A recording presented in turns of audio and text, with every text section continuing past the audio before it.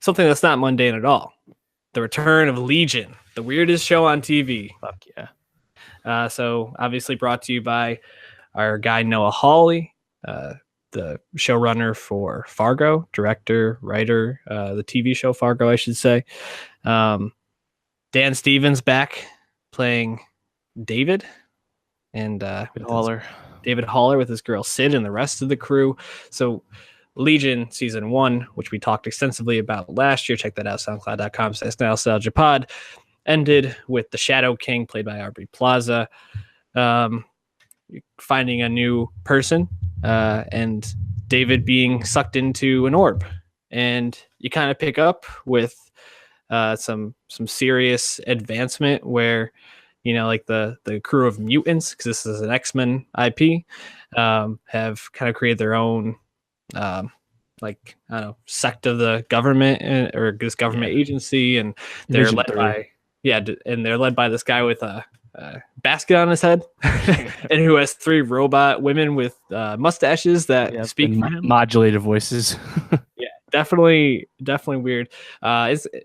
This episode pretty much just was setting up the rest of the season, obviously, because there was a lot of plot development.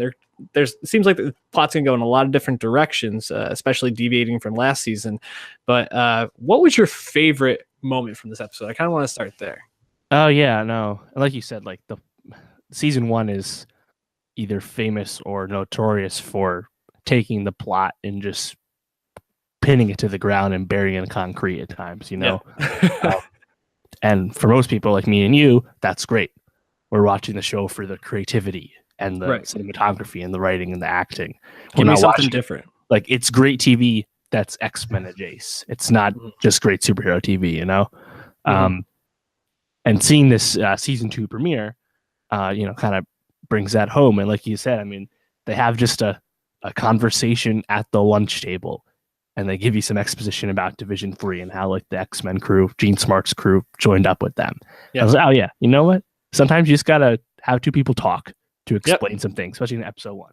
Good idea. But yeah, I mean, the dude with the bag on his head, like you said, I mean, fucking serious David Lynch vibes. Just, what the fuck is happening? Will I even understand this ever? Does anyone know? But it's cool and I like it. definitely Lynchian. Also, that dance battle at the end, was awesome. I think, the symbolism, you can try to talk yourself into a meaning whatever you need to mean, but God, that was fucking great. I was trying to think, like, how many other shows on TV could have something like this and it just kind of fits. I don't think there's another one. Just Twin Peaks. Twin Peaks. Perfect example. But yeah, I was trying to, like, because Teddy Perkins this week, which is an awesome episode of Atlanta. It's a great week last week, dude. Oh, dude.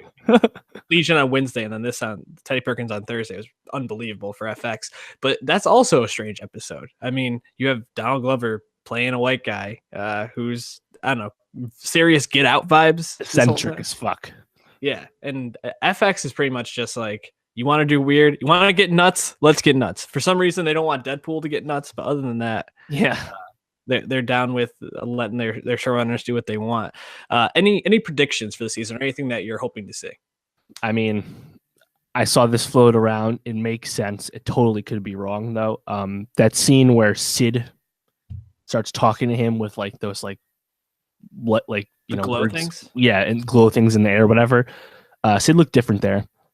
And she had the locket that he gave her earlier. So that's introducing time travel, perhaps. The problem with being too predictive on this show is that sometimes the narrative is told very subjectively, because David is an unreliable narrator. The show starts out with him just thinking he's schizophrenic. He just assumes he's mentally unstable. And then you learn he's actually a really powerful mutant. So it's tough to really know what you're seeing if it's supposed to be taken literally. But there is that possibility that, Sid came back. Maybe Sid was the one who put him in that orb thing, like, from the future. Who fucking knows, dude? He thought he was gone a day. They said he was gone a year. So a lot of gaps to fill. I think I'm just hoping, because it seems like they're setting it up where David is going to be trying to help the Shadow King find his body, which Right. means that in some respect we're going to be rooting for Aubrey Plaza, hopefully. And I'll take all of that. Just give me all the Aubrey Plaza stock in this show. After that Baroque scene last year, Oh yeah, I just want to see her like do her thing. She's fucking great. no doubt. Yeah, the best thing she's ever done by far, and it's definitely one of her lower profile roles, unfortunately. I also thought that when he went into that like cocoon thing with the water to like channel his powers, I was like, oh, that's cool. That's kind of like Cerebro in the X-Men movies. That's kind of Professor X's helmet that enhances his telepathy. But then because there's water and it's kind of like the Lazarus pits in Arrow, where like they sit down and heal. So it's like a weird melding of superhero devices. Interesting. Yeah, sure. I thought the kettle motif from the episode was cool. I'm not sure what it means, but it was making me think. Yeah, the show just looks really great too. It's shot beautifully. Just really jumps off the screen. Go ahead. Yeah, you'll notice like the costumes don't really fit to any one era. There's like 60s fashion and 80s stuff. You don't really know exactly when the show's taking place, except for when they tell you. So I think there's so much tender thought and care into this show, and in terms of like surrealness, it was probably just matched by Atlanta, despite how different the two shows are. Yeah, totally agree. And Atlanta, I mean, we say it every week, but still, I think the best show on TV. Just Donald Glover is fucking master.